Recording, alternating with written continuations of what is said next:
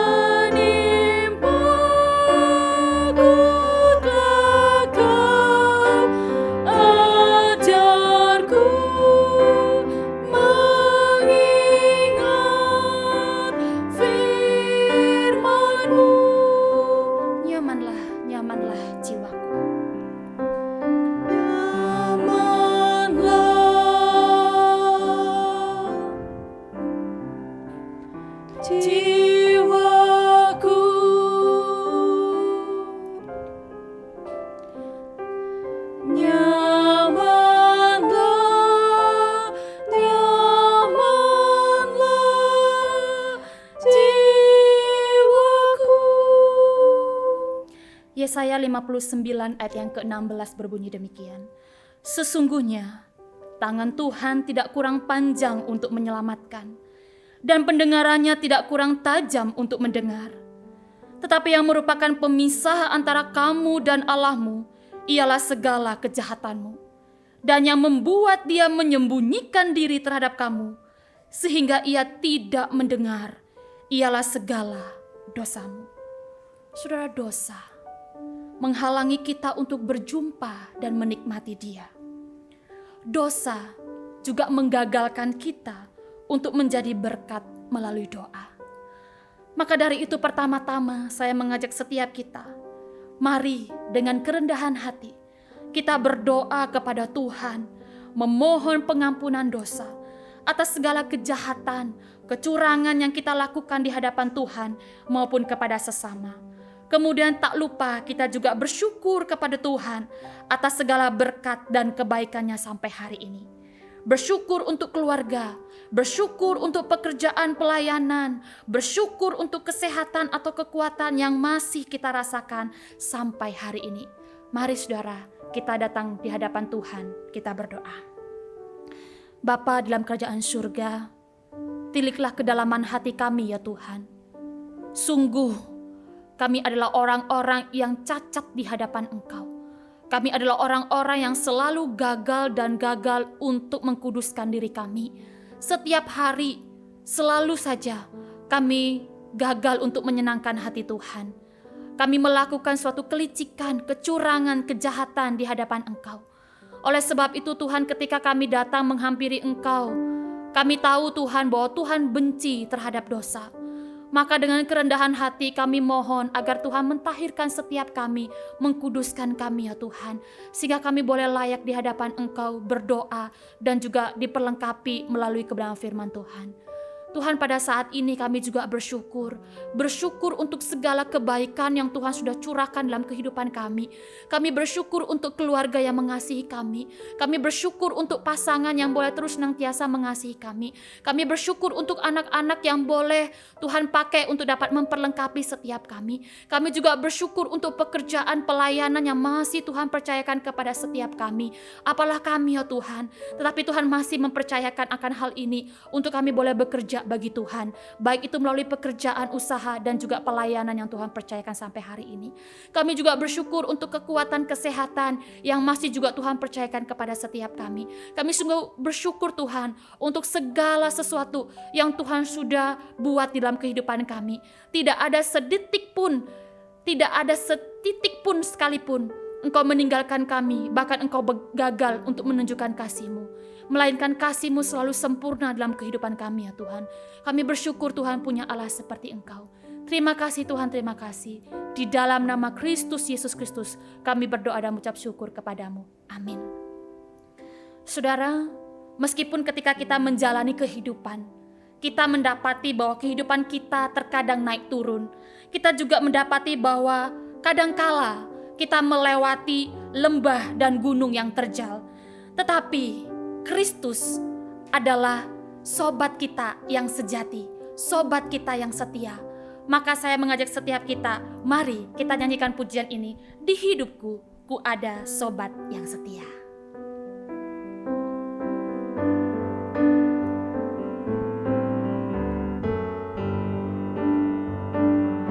Di hidupku, ku ada sobat yang setia, yang senantiasa berjalan sertaku. Masa gelap dibuatnya terang ceria, itulah Yesus juru selamatku. Ku tak cemaskan jalan yang naik turun, lewat lembah dan gunung yang terjal, sebab Tuhan berjalan terus di sampingku, memimpinku ke negeri yang kekal. Ku tak cemaskan jalan yang naik turun, sebab setiap kita berjalan bersama dengan Tuhan. Saudara, mari kita melanjutkan pokok doa kita. Kita berdoa untuk keluarga. Mari kita berdoa terhadap pergumulan atau kerinduan yang kita miliki dalam keluarga kita masing-masing. Kita juga berdoa untuk iman dalam keluarga kita. Dan kita juga berdoa agar kiranya melalui keluarga kita masing-masing, kita dapat bersama-sama melayani Tuhan. Saudara, jikalau hari ini saudara sedang mengikuti persekutuan doa bersama dengan keluarga saudara, saudara bisa bergandengan tangan untuk mendoakan pokok doa ini. Ataupun mungkin saudara yang sendiri di dalam mengikuti persekutuan doa ini, saudara juga bisa mengambil sikap sujud di hadapan Tuhan. Mari kita berdoa bagi keluarga kita. Bapa dalam kerajaan surga, kami datang di hadapan Engkau ya Tuhan. Kami bersyukur untuk anugerah yang Tuhan berikan di dalam kehidupan kami, yaitu salah satunya keluarga. Di dalam keluarga, kami belajar untuk mengasihi satu dengan yang lainnya. Di dalam keluarga, kami belajar untuk menerima setiap perbedaan. Bahkan kami juga belajar untuk saling memperlengkapi satu dengan yang lainnya. Di dalam setiap peran kami masing-masing ya Tuhan. Tuhan, kiranya Engkau boleh menolong di dalam keluarga. Setiap pergumulan yang kami miliki ya Tuhan. Biarlah Engkau yang boleh menolong, Tuhan yang menopang dan terus senantiasa hadir dalam kehidupan kami. Kami berdoa, biarlah melalui keluarga kami boleh bersama-sama bergandengan tangan untuk dapat melangkah di dalam Kristus Yesus untuk melayani Engkau. Bahkan juga berjuang untuk selalu tumbuh dan juga mengalami Engkau dalam setiap harinya di dalam keluarga kami masing-masing. Baik itu kami sebagai suami ataupun istri, bahkan juga untuk anak-anak dan juga cucu yang kami miliki. Biarlah setiap kami boleh mewarisi iman di dalam keluarga ini ya Tuhan. Di dalam keluarga, biarlah setiap kami pun juga boleh menjadi saksi yang hidup bagi setiap orang-orang yang boleh melihat di dalam keluarga kami ini ya Bapa. Terima kasih Tuhan, di dalam nama Kristus Yesus kami berdoa dan bersyukur kepadamu. Amin. Selanjutnya saudara, saya mengajak setiap kita, mari kita juga berdoa untuk kelas-kelas pembinaan GKPJ, baik itu kelas katekisasi, kelas pranikah, dan juga saat ini di dalam majelis periode yang baru sedang melakukan pembinaan majelis. Saudara, mari kita dukung di dalam doa untuk pokok doa ini. Kemudian kita juga berdoa untuk penyusunan program tahun 2022 oleh komisi-komisi GKPJ dan juga pos PI yang ada dan gereja cabang Kuala Tungkal. Mari kita satu di dalam doa. Bapa dalam kerajaan surga, kami juga berdoa menyerahkan untuk pembinaan-pembinaan yang ada di gereja kami GKPJ. Biarlah Tuhan melalui pembinaan-pembinaan yang ada ini boleh memperlengkapi setiap anak-anak Tuhan untuk mengerti apa yang harus kami kerjakan sebagai seorang murid Kristus yang sejati. Biarlah Tuhan yang boleh menolong untuk setiap pembicara yang menyampaikan setiap materi yang ada. Untuk kelas katekisasi, pranikah, bahkan yang saat ini mengikuti kelas pembinaan majelis periode yang baru. Tuhan, kiranya Engkau yang boleh menolong setiap kami masing-masing yang terlibat di dalamnya, untuk kami boleh punya hati yang mau belajar, punya hati yang mau diperlengkapi. Kami juga berdoa ya Tuhan untuk program penyusunan gereja untuk program tahun 2022. Kiranya Tuhan yang boleh menolong untuk setiap komisi-komisi yang ada, pos PI yang ada, dan juga cabang Kuala Tungkal dalam memikirkan program yang akan kami kerjakan di tahun yang akan depan ini ya Tuhan. Biarlah Tuhan yang boleh memperlengkapi, memberikan kami hikmat, agar kami pun juga boleh mengerti apa sesungguhnya yang menjadi kebutuhan di dalam pelayanan kami masing-masing. Biarlah melalui program yang kami susun, itu pun pada akhirnya boleh membuahkan hasil, boleh memberkati setiap orang-orang yang kami layani di dalam komisi kami masing-masing, ataupun juga di dalam pos PI, bahkan gereja kami ya Tuhan. Terima kasih Tuhan, di dalam nama Kristus Yesus menyerahkan doa ini. Amin. Kemudian kita juga berdoa untuk gereja kita GKPJ. Kita berdoa agar gereja kita senantiasa berjalan di dalam misi dan visi Kristus. Kita merindukan bahwa gereja kita terus menjadi gereja yang hidup. Meskipun kita tahu usia gereja kita pada 64 tahun, tetapi usia yang ke-64 justru menjadi tantangan buat kita, menjadi suatu semangat bagi kita supaya menjadi gereja yang bertumbuh. Kita juga doakan untuk para diaken, hamba Tuhan, dan para aktivis dan jemaat. Kiranya setiap kita boleh menjadi satu untuk saling melayani di dalam gerejanya. Mari kita berdoa. Bapa dalam kerajaan surga, kami juga berdoa menyerahkan untuk gereja kami yang menjadi tempat wadah kami untuk bertumbuh di tempat ini ya Tuhan. Tuhan, tolonglah setiap kami untuk kami boleh cinta akan gereja kami ini ya Tuhan. Dan biarlah ya Tuhan, Engkau yang boleh menolong setiap kami masing-masing. Baik itu kami berperan sebagai majelis, berperan sebagai hamba Tuhan, berperan sebagai gembala sidang, berperan sebagai jemaat dan aktivis. Tolonglah setiap kami untuk kami boleh menyatukan hati kami, boleh berjalan bersama-sama untuk dapat menjadi gereja yang bertumbuh, menjadi gereja yang hidup. Tolonglah setiap kami agar kami boleh bahu-membahu untuk saling melayani satu dengan yang lainnya ya Tuhan. Biarlah Engkau yang boleh menolong terus senantiasa memimpin gereja ini ya Tuhan. Di usia 64 tahun kami boleh melihat bagaimana Tuhan berkarya, bagaimana Tuhan memimpin dan menyertai gereja ini. Tetapi tolonglah kami untuk kami tidak buta terhadap apa yang menjadi visi dan visimu ya Tuhan. Melainkan celikkan mata kami agar kami boleh senantiasa terus berjalan di dalam misi dan visimu ya Tuhan. Terima kasih Tuhan, di dalam nama Kristus Yesus kami berdoa dan mengucap syukur kepadamu. Amin. Saudara, hal yang membuat kita yakin bahwa kita punya sobat yang sejati di dalam Kristus Yesus adalah Dia telah lebih dahulu memberikan nyawanya kepada setiap kita yang berdosa. Dia yang membawa kita kembali untuk berelasi kepadanya. Sungguh Kristus Yesus adalah sobat kita yang sejati. Maka saya mengajak setiap kita, mari kita melanjutkan pujian kita di dalam baitnya yang kedua.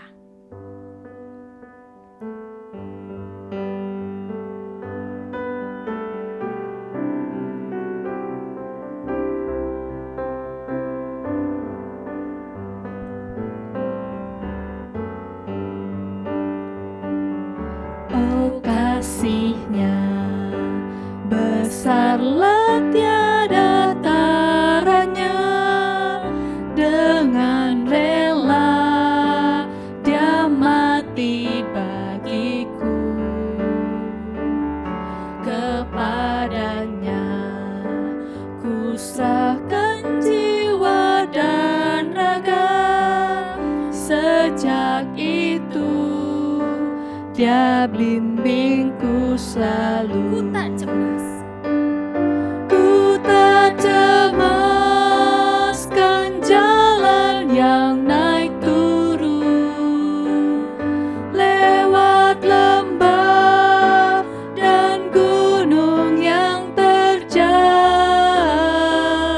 sebab Tuhan berjalan terus di sampingku, memimpinku ke negeri yang kekal.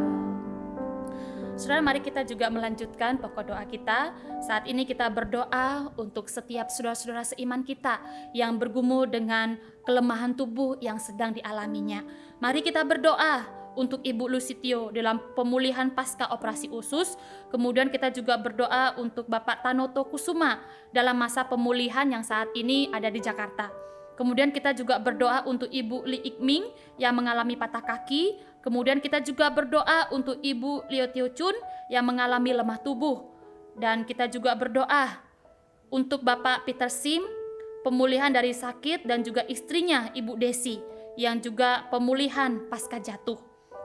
Dan terakhir kita juga berdoa untuk Bapak Susetio pasca diserempet motor yang kakinya bengkak dan tangannya lecet. Mari sama-sama kita buka suara, kita dukung di dalam doa untuk saudara-saudara kita yang saat ini sedang bergumul di dalam kelemahan tubuh. Mari kita berdoa. Bapa dalam kerajaan surga, kami datang di hadapan-Mu ya Tuhan. Kami menyerahkan untuk saudara-saudara kami yang saat ini bergumul dengan kelemahan tubuh mereka masing-masing ya Tuhan.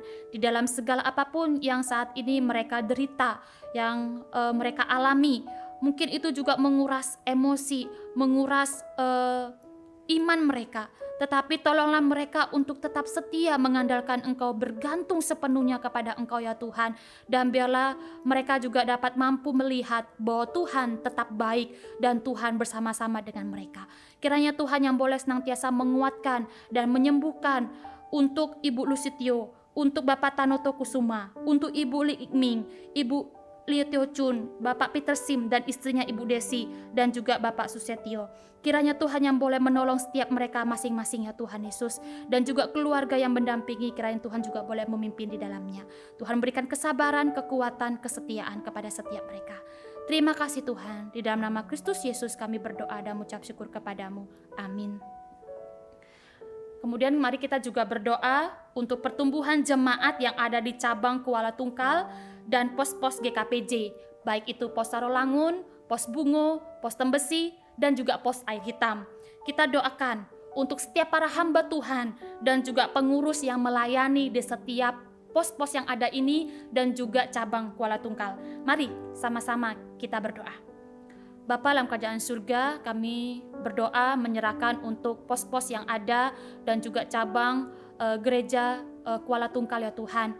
Kami bersyukur di dalam gereja kami GKPJ, kami boleh memiliki pos yang ada dan juga satu cabang ya Tuhan.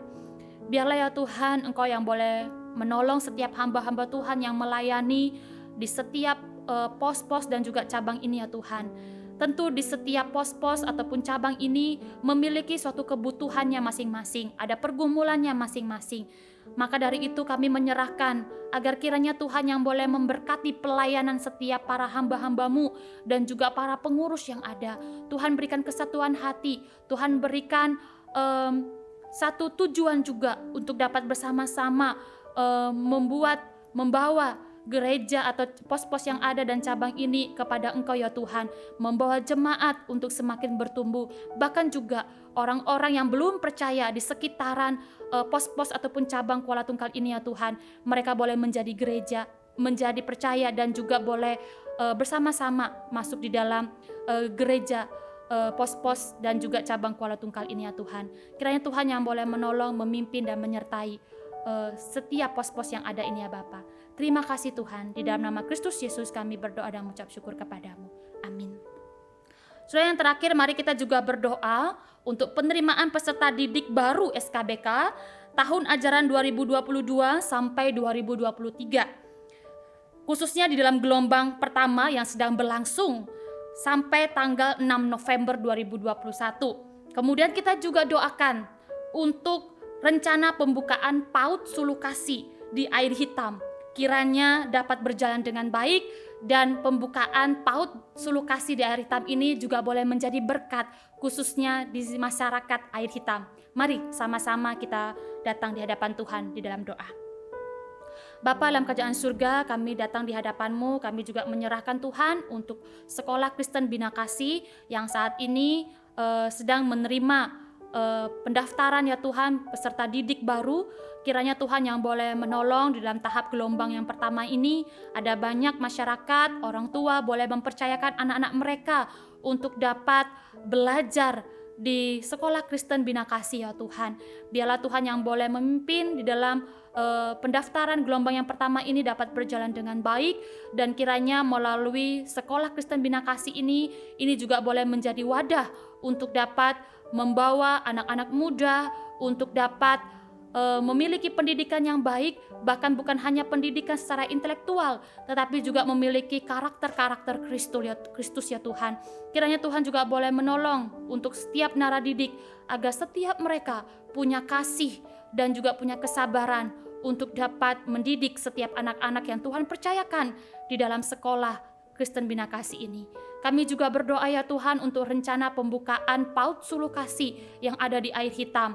Tuhan, kami berdoa kiranya melalui pembukaan PAUD Sulukasi ini boleh menjadi wadah untuk dapat membawa orang-orang yang belum percaya untuk dapat mengenal Engkau ya Tuhan. Bahkan juga boleh membawa setiap anak-anak boleh dapat diperlengkapi, mereka boleh belajar bersama-sama, dan kiranya Tuhan yang boleh memberkati untuk segala setiap persiapan yang ada, bahkan orang-orang yang terlibat untuk melayani ke depan. Biar Tuhan juga boleh memimpin, Tuhan juga boleh memberikan kesetiaan kepada setiap mereka yang melayani di dalam PAUD Sulukasi ini adalah orang-orang yang Tuhan sudah percayakan, Tuhan pelengkapi, dan melalui setiap mereka pada akhirnya boleh menjadi berkat bagi anak-anak yang Tuhan percayakan dan juga masyarakat yang ada di Air Hitam. Terima kasih Tuhan, terima kasih. Kami sungguh menyerahkan setiap rangkaian pokok doa yang sudah kami panjatkan di hadapan Engkau ya Tuhan. Kami yakin dan percaya bahwa Tuhan telah mendengar setiap seru doa kami. Kami juga percaya bahwa Tuhan tidak tinggal diam, tetapi Tuhan akan menjawab setiap apa yang kami sudah sampaikan kepada Engkau sesuai dengan waktu yang tepat bagi-Mu ya Tuhan. Tolonglah kami untuk selalu terus bersandar kepada Tuhan dan selalu memegang kepada janji-Mu. Terima kasih Tuhan, terima kasih. Di dalam nama Kristus Yesus kami berdoa dan bersyukur kepadamu. Amin. Sudah saatnya bagi setiap kita untuk mendengarkan sabda firman Tuhan. Hari ini kita akan melanjutkan untuk surat di dalam jemaat di Sardis. Untuk mempersiapkan hati kita untuk menerima firman Tuhan yang akan disampaikan oleh penginjil Antonius, saya mengajak setiap kita, mari kita mengangkat pujian KPPK 290. Kita katakan, buka mataku, buka telingaku Tuhan, agar aku dapat mengasihi-Mu.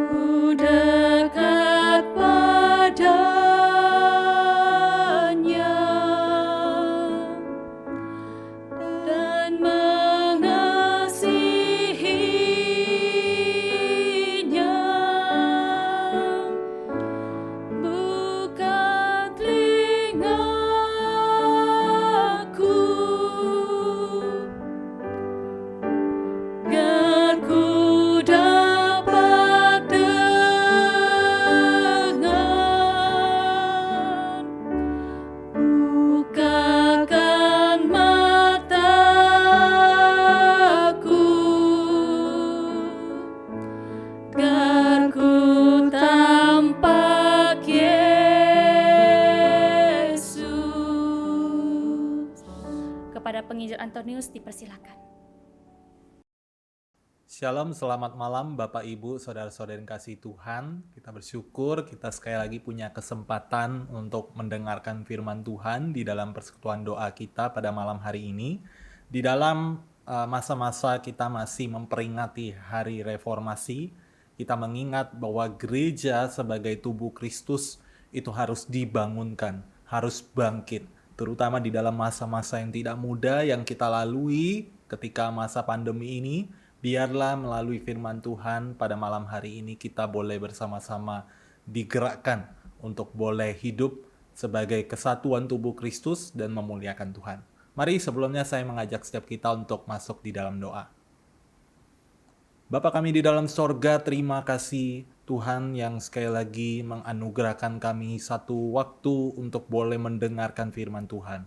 Biarlah firman ini tidak berlalu begitu saja, tetapi ketika kami mendengarkannya, kami juga boleh merefleksikannya di dalam kehidupan kami, dan kami boleh melakukannya di dalam kehidupan kami sehari-hari. Tolong hamba-Mu dengan segala keterbatasannya untuk menyampaikan sebenar-benarnya firman Tuhan yang luar biasa, yang tidak terbatas. Terima kasih ya Tuhan, kami sungguh bersyukur dan menyerahkan waktu perenungan firman Tuhan ini hanya di dalam nama Tuhan Yesus. Amin. Bapak Ibu Saudara, saya mengajak setiap kita untuk membuka satu bagian firman Tuhan di dalam Wahyu, pasalnya yang ketiga, ayatnya yang pertama hingga ke-6. Wahyu, pasalnya yang ketiga, ayatnya yang pertama hingga ke-6, saya akan membacakan untuk setiap kita, Bapak Ibu boleh melihat di Alkitab masing-masing.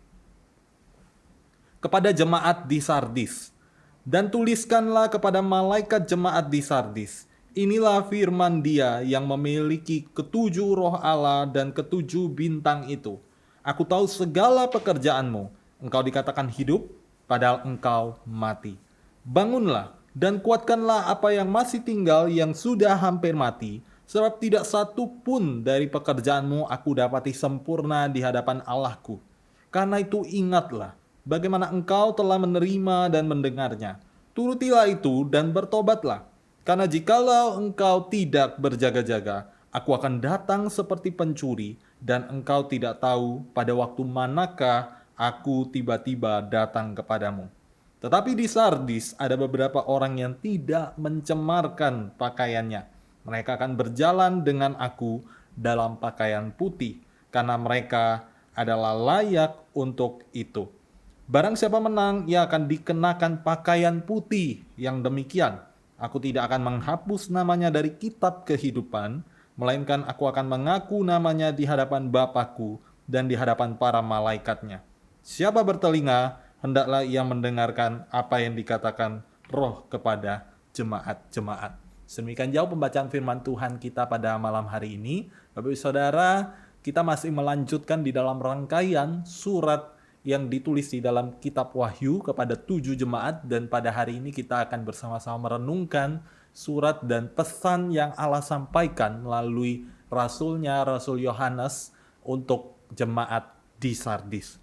Bapak Saudara, pada kesempatan malam hari ini setidaknya kita akan merenungkan dan mengkaji bersama-sama 4 hal yang boleh kita pikirkan dari bagian firman Tuhan ini. Pertama, kita akan melihat gambaran seperti apakah kota Sardis dan jemaatnya. Bagaimana ini dikaitkan dengan spiritualitas dan kerohanian mereka. Yang kedua, kita akan melihat sebenarnya apa yang terjadi kepada jemaat di Sardis sehingga mereka harus menerima pesan yang sangat serius yang sudah kita baca di dalam bagian Wahyu pasal ketiga ini. Dan yang ketiga, kita akan melihat apa saja pesan peringatan yang Allah berikan kepada jemaat di Sardis untuk mereka boleh lakukan. Dan di bagian terakhir kita akan bersama-sama merefleksikannya. Apa yang terjadi kepada jemaat di Sardis dengan kondisi gereja, kondisi spiritualitas kita sebagai anak-anak Tuhan di masa kini. Mari kita melihat satu demi satu Bapak Ibu. Yang pertama, kita akan melihat gambaran kota Sardis itu sendiri dan jemaatnya. Kita tahu di dalam kitab Wahyu kita sudah belajar beberapa jemaat, beberapa gereja yang dicatat di dalam minggu-minggu sebelumnya. Kita sudah boleh merenungkannya bersama-sama, dan hari ini kita akan melihat seperti apakah kota Sardis itu. Mungkin tidak terlalu familiar bagi setiap kita, ya, tetapi saya mengajak kita untuk melihat secara tata kota, kota Sardis ini adalah sebuah kota yang maju. Kota yang maju secara ekonomi, secara perdagangan. Karena apa? Mereka adalah kota yang menghasilkan wool. Ya, wool itu dipakai ya di zaman sekarang untuk menenun ataupun membuat pakaian, sehingga kota ini pun menjadi kota yang menghasilkan pakaian ya, seperti kota-kota industri yang sangat maju di dalam perdagangannya. Maka kita bisa bayangkan kota Sardis ini adalah kota yang banyak dilalui oleh orang-orang dan dihuni oleh orang-orang dari berbagai kalangan. Mungkin bisa saja ada orang Kristen, ada orang Yahudi, bahkan ada orang-orang yang menyembah berhala ada di dalam kota ini. Secara tata kota, kota ini juga memiliki sebuah pertahanan yang sangat kokoh. Ya, karena dia terletak di dalam daerah yang menanjak. Bayangkan Bapak Ibu ya, kalau kita di dalam satu peperangan sekalipun, ya kota Sardis ini akan sangat aman terlihat ya. Karena apa? Karena untuk menembus pertahanan daripada kota ini, kota yang lain ataupun negara yang lain itu harus melewati dataran yang menanjak dan tentu saja itu tidak mudah untuk menaklukkan kota yang berada di dataran yang tinggi ya dan memiliki pertahanan yang kuat. Maka kota Sardis ini menjadi kota yang dibanggakan kekuatan pertahanannya dan mereka sangat meyakini bahwa mereka tidak mungkin akan kalah di dalam perang. Karena memang sejarah mencatat daerah-daerah yang memiliki dataran yang tinggi umumnya akan memenangi peperangan. Kalaupun mereka diserang, musuh akan mengalami kesulitan karena mereka harus menyerang dari bawah. Maka dengan kebanggaan ini, orang-orang di kota Sardis merasa yakin bahwa hidup mereka akan aman. Di satu sisi ini ada sebuah hal yang sangat positif karena mereka membangun kota yang maju, kota yang sangat aman dan terlindungi dengan pertahanan yang kokoh. Tetapi di lain sisi ada sebuah hal yang negatif yang juga bisa timbul bahwa mereka tidak mengalami perluasan. Kota ini tidak mengalami perluasan sedikit pun karena mereka menjadi daerah yang sangat eksklusif dengan pertahanannya. Bahkan masyarakatnya pun tidak memiliki sebuah keinginan untuk memperluas daerahnya. Sehingga daerah ini menjadi sebuah daerah yang cukup eksklusif ya dan bisa dikatakan sangat mengedepankan pertahanan mereka. Mereka sangat bergantung kepada pertahanan kota itu dan kalau pertahanan kota itu runtuh, maka habislah sudah mereka. Maka di sini kita melihat Rasul Yohanes menggambarkan spiritualitas jemaat di kota Sardis itu sesuai dengan gambaran kota itu sendiri. Di dalam ayat kedua dikatakan dengan sangat jelas bahwa mereka terlihat seolah-olah hidup. Spiritualitas mereka terlihat seolah-olah hidup, tetapi sesungguhnya mereka mati. Mereka mati karena mereka merasa spiritualitas mereka baik-baik saja. Tidak ada masalah. Tetapi sesungguhnya ada bahaya yang mengancam mereka ketika mereka lengah dan tidak waspada. Hal ini dicatat di dalam sejarah, kalau kita menelusuri sejarah daripada kota Sardis, di dalam beberapa penafsiran jelas sekali bahwa kota ini pernah mengalami gempa bumi. Ya, bayangkan Bapak Ibu ya, kota yang aman tetapi tidak bisa lolos dari bencana alam. Mereka berusaha bangkit ya sekalipun mereka juga cukup kacau setelah mengalami gempa bumi tersebut, tetapi pada akhirnya sejarah mencatat bahwa kota Sardis pun jatuh dan kalah di dalam peperangan. Mereka yang terlihat seolah-olah aman dan sangat kuat pertahanannya pun bisa ditembus dan mereka dikalahkan oleh tentara Romawi pada waktu itu sehingga mereka termasuk di dalam daerah jajahan. Di sini kita melihat kelengahan dan ketidakwaspadaan di dalam gambaran kota Sardis itu dipakai di dalam penulisan dan penggambaran spiritualitas mereka. Spiritualitas mereka yang lengah dan tidak waspada akan mengakibatkan mereka menuju kepada kematian rohani. Maka ini juga menjadi suatu gambaran bagi spiritualitas kita. Bapak Ibu, di dalam masa pandemi ini, bagaimana dengan spiritualitas kita? Mungkin kita merasa saya baik-baik saja. Saya tetap mengikuti ibadah secara online. Saya tetap menjadi orang Kristen.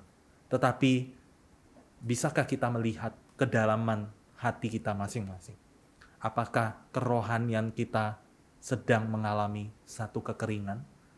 Apakah kita secara tidak sadar sedang menuju kepada satu hal, yaitu kematian secara rohani? Maka pesan yang disampaikan kepada jemaat Sardis menjadi sebuah hal yang sangat penting untuk kita refleksikan. Yang kedua, kita akan melihat sebenarnya mengapa dan apa yang terjadi kepada jemaat di Sardis sehingga mereka dikatakan sebagai gereja yang seolah-olah hidup, tetapi mereka sesungguhnya mati. Apa yang terjadi kepada jemaat di Sardis sehingga mereka dikatakan demikian? Nah, kalau kita melihat, seorang penafsir mengatakan dari ketujuh jemaat, ketujuh gereja yang digambarkan di dalam kitab Wahyu, gereja ataupun jemaat di kota Sardisnya adalah yang semangat dan spiritualitasnya paling rendah. Wow, sungguh hal yang mengejutkan ya. Di antara begitu banyak gereja, jemaat di kota Sardis ini digambarkan sebagai yang semangat dan kerohaniannya itu paling rendah. Mengapa bisa demikian, Bapak Ibu? Apa yang sebenarnya terjadi kepada jemaat di Sardis? Kalau kita melihat, jemaat di Sardis tidak mengalami penganiayaan seperti yang dialami di gereja-gereja lain. Misalkan jemaat di Smyrna yang mengalami penganiayaan yang sudah kita sama-sama refleksikan beberapa minggu yang lalu.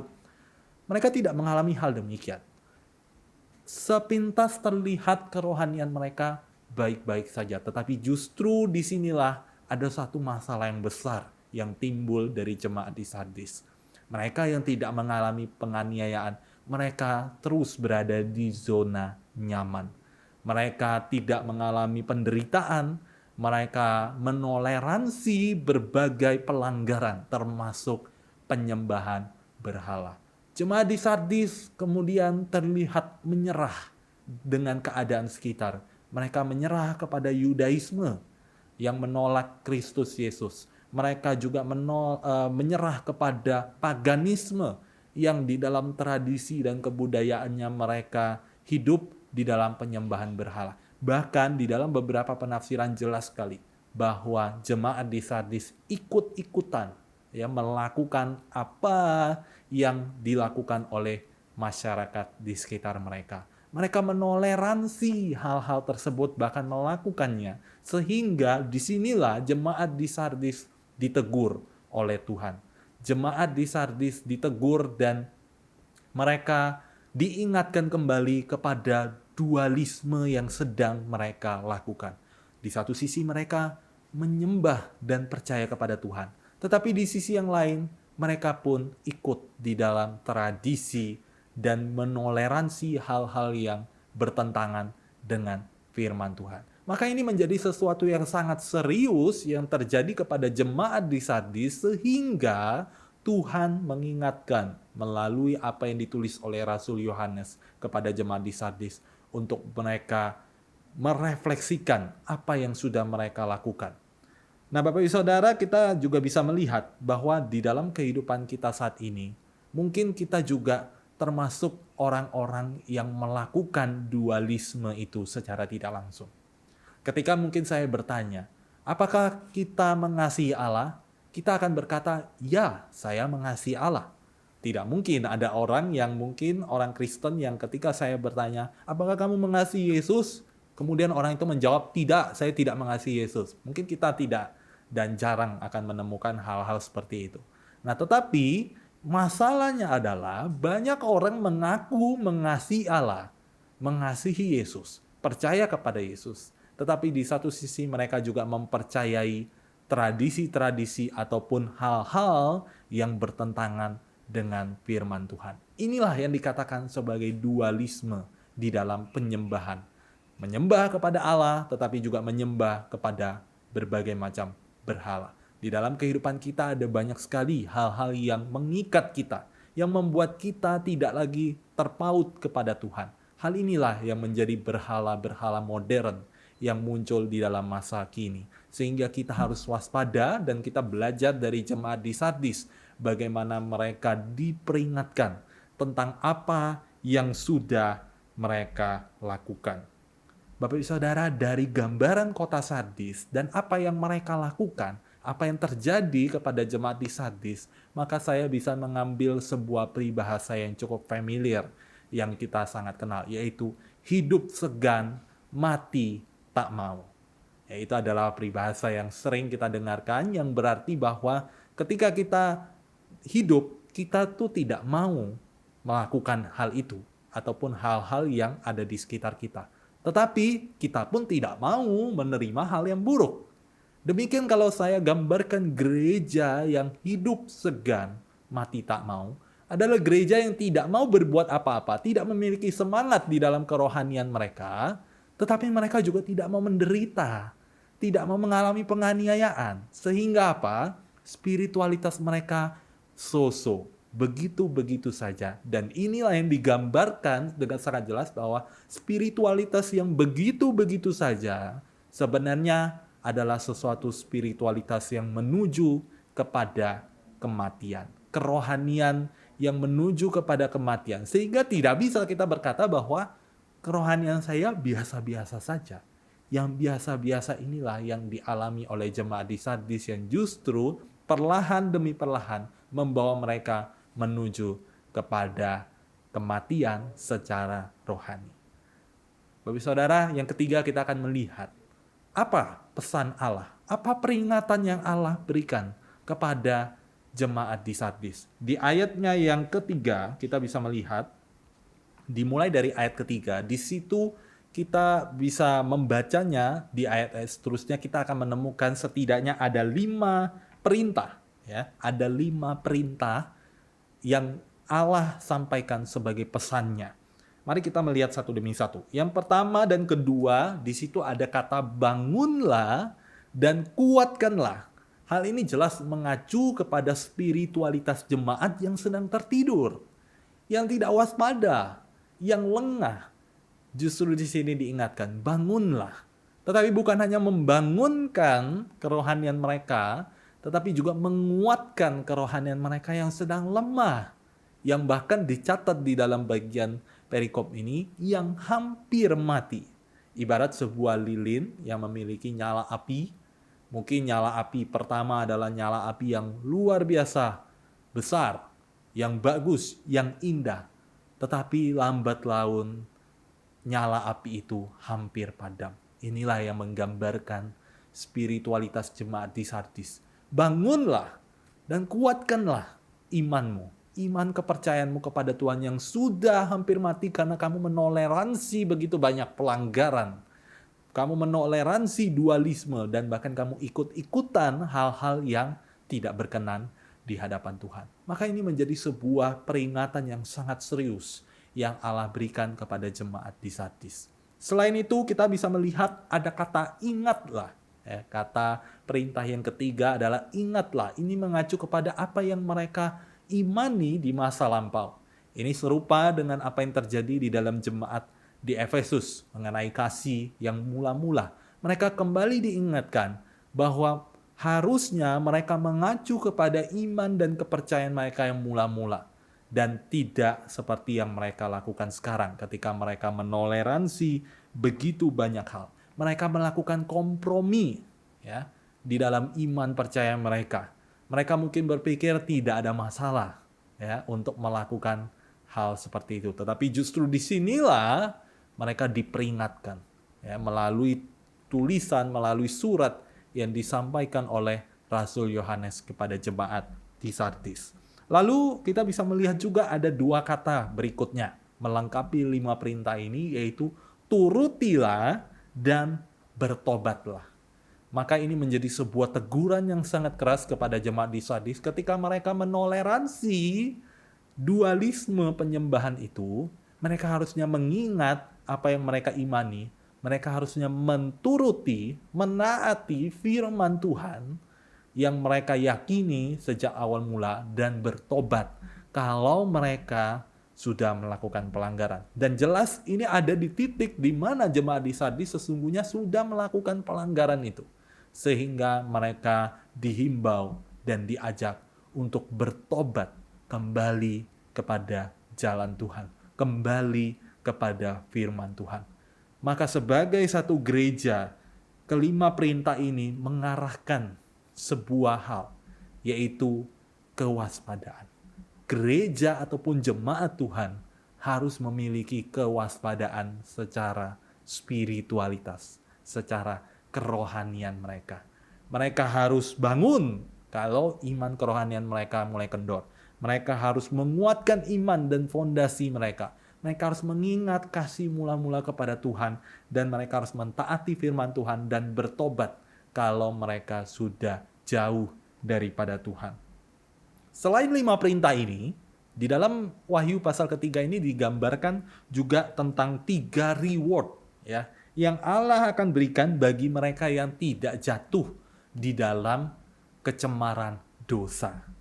Ternyata Bapak Ibu Saudara, meskipun sebagian besar jemaat di Sardis telah jatuh di dalam kecemaran dosa, di dalam bagian firman Tuhan ini dikatakan dengan jelas, ada beberapa orang yang menjaga dirinya dari kecemaran dosa. Di sini menggunakan sebuah terminologi, yaitu kata pakaian. Bapak Ibu masih ingat bagaimana gambaran kota Sardis sebagai penghasil benang wool ataupun penghasil pakaian-pakaian, industri pakaian, maka Rasul Yohanes menggunakan kata ini untuk menggambarkan spiritualitas mereka. Yang menjadi permasalahan adalah sebuah kontradiksi yang besar, bahwa mereka yang merupakan penghasil pakaian tidak akan mungkin membuat pakaian yang kotor. Ya, kalau kita melihat penjual baju ataupun penjual pakaian tidak akan menjual ataupun memperdagangkan ataupun menghasilkan pakaian yang kotor yang tidak bisa dipakai oleh orang. Tetapi justru di sini Rasul Yohanes membuat mereka sangat mengerti bahwa kerohanian mereka itu seperti pakaian yang tercemar karena dosa. Mereka adalah penghasil pakaian, tetapi spiritualitas mereka adalah pakaian yang kotor.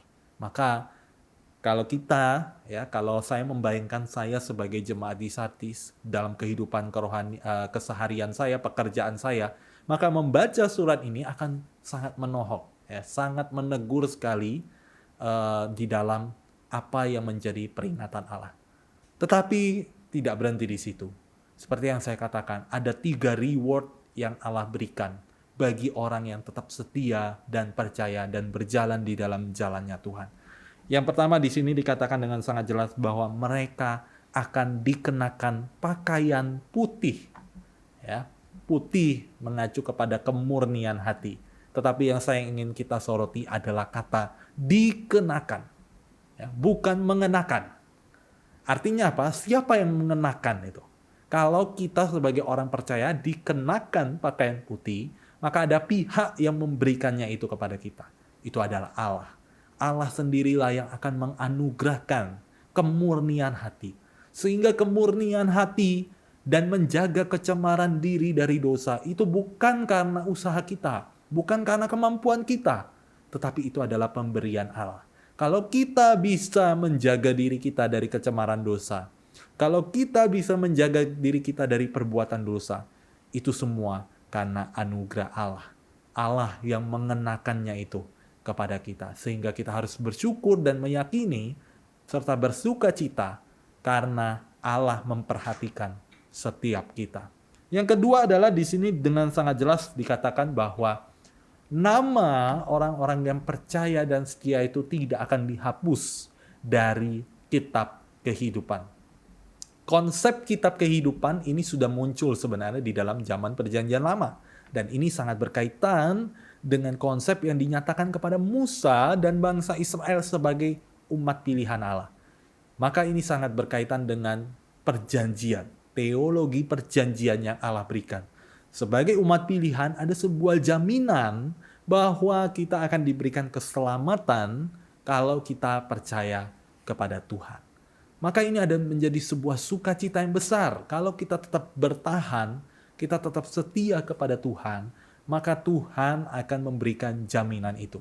Bahwa nama kita sebagai umat pilihan itu tetap ada di dalam kitab kehidupan. Maka ini menjadi sebuah pengharapan yang pasti kepada keselamatan kita. Tetap berpegang teguh dan percaya kepada Tuhan. Dan yang terakhir adalah bagaimana Kristus, dikatakan bahwa Kristus akan mengakui kita di hadapan Bapa dan para malaikat.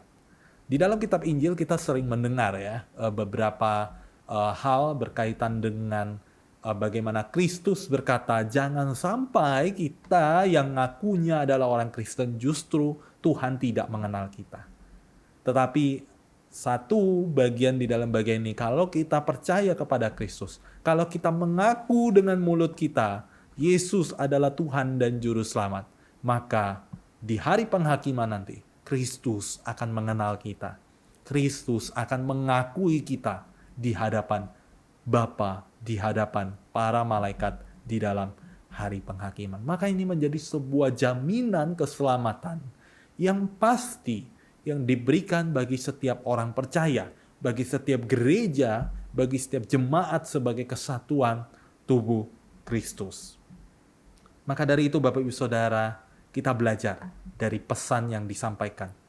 Allah masih mengasihi jemaat yang di Sardis. Allah masih memperingati mereka dengan berbagai hal untuk kembali kepada Tuhan, untuk kembali kepada iman yang semula. Sehingga kita bisa melihat seperti seorang ayah yang mengasihi anaknya. Maka kalau anaknya sudah mulai nakal, sudah mulai liar, ayahnya ini akan memberikan peringatan, memberikan nasihat. Itu adalah bukti bahwa sang ayah mengasihi anaknya. Demikian Allah mengasihi kita sebagai umat pilihannya. Maka peringatan kepada jemaat di Sardis tidak boleh kita tanggapi sebagai sebuah ketakutan, tetapi justru sebagai ucapan syukur bahwa Allah masih memperhatikan kita dengan memperingati kita kalau kita jatuh di dalam kesalahan.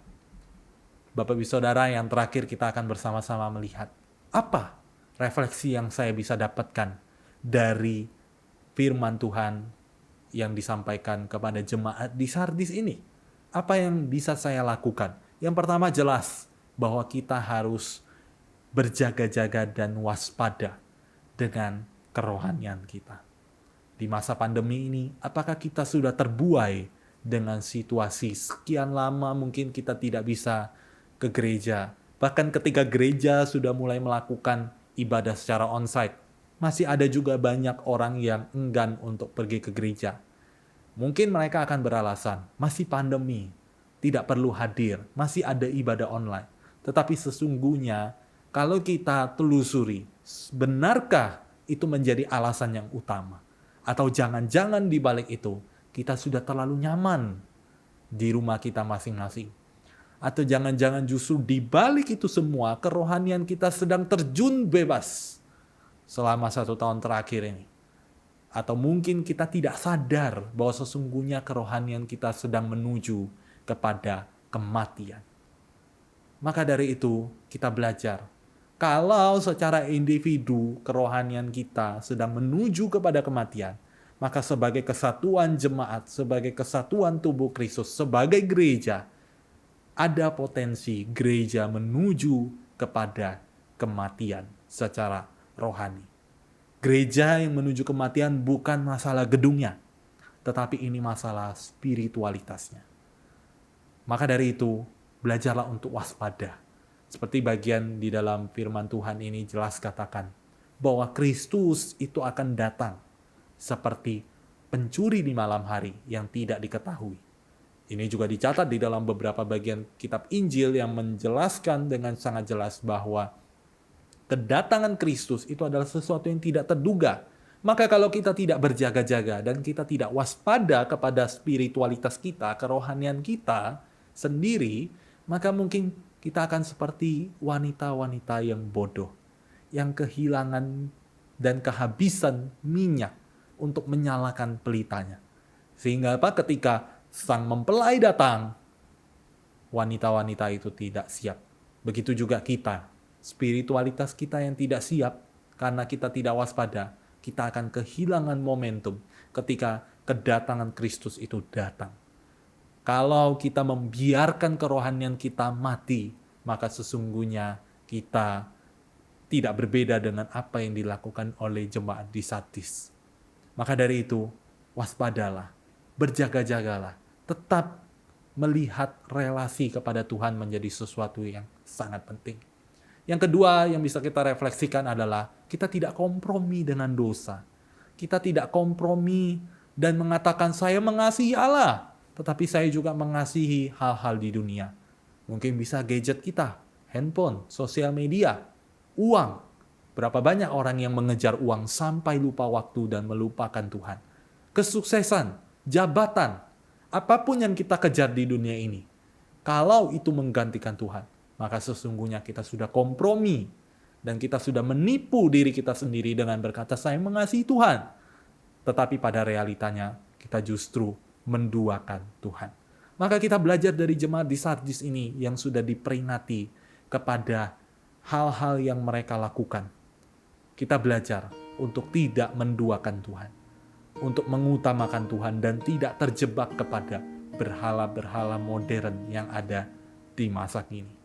Dan yang terakhir tentu saja apa yang bisa kita refleksikan adalah kita belajar untuk setia dan percaya kepada Tuhan. Karena apa? Ada sebuah jaminan yang pasti bagi orang-orang yang sungguh-sungguh berjalan di jalannya Tuhan. Bagi orang-orang yang sungguh berjalan di dalam anugerah Tuhan, akan ada jaminan keselamatan. Bahwa kita akan diberikan anugerah itu. Kita akan dikenakan pakaian yang putih. Kemurnian hati kita akan dimurnikan oleh Tuhan. Dan nama kita tercatat di dalam kitab kehidupan. Artinya kita memperoleh keselamatan yang kekal di dalam Yesus Kristus. Maka Bapak Ibu Saudara, kita belajar. Reformasi gereja adalah momen yang harus kita lalui setiap waktu, bukan hanya 1 tahun sekali. Mereformasi diri kita, mereformasi spiritualitas kita, mereformasi gereja sebagai tubuh Kristus untuk bangun, untuk bangkit dan hidup bagi Tuhan. Dan jangan sampai kita lengah hanya karena keadaan. Pandemi ini memang sulit, tetapi pandemi tidak boleh menjadi alasan kita untuk terbuai dengan keadaan. Mari bangkit, maju untuk hidup bagi Tuhan, sehingga kita tidak lagi menjadi spiritualitas yang hidup segan, mati tak mau, tetapi menjadi spiritualitas yang mau hidup dan berkarya bagi Tuhan. Mari kita bersatu di dalam doa. Tuhan, firman Tuhan sudah boleh kami dengarkan bersama. Kiranya firman Tuhan ini boleh menegur setiap kami yang mungkin sudah lemah imannya, yang sudah mulai undur, yang sudah mulai terbuai dengan keadaan. Biarlah firman ini sekali lagi boleh mengingatkan kami, menguatkan kami, untuk kembali merefleksikan kerohanian kami dengan sungguh-sungguh. Sehingga kerohanian kami itu boleh menjadi kerohanian yang sungguh-sungguh memiliki relasi yang dekat dengan Tuhan. Kami tidak terjebak kepada penyembahan-penyembahan berhala yang ada di sekitar kami. Kami tidak terbuai dengan keadaan sehingga kerohanian kami lambat laun menjadi mati. Tetapi kami mau bangkit, kami mau hidup bagi Tuhan, kami mau tergerak untuk sebagai kesatuan jemaat bersatu untuk memuliakan nama Tuhan. Terima kasih ya Tuhan, kiranya firman Tuhan ini sekali lagi boleh menguatkan iman setiap kami untuk boleh tetap setia dan percaya kepada Tuhan Yesus. Terima kasih, kami sungguh bersyukur dan berdoa hanya di dalam nama Tuhan Yesus. Amin. Persekutuan doa kita malam ini sampai di sini. Kiranya Tuhan Yesus memberkati setiap kita.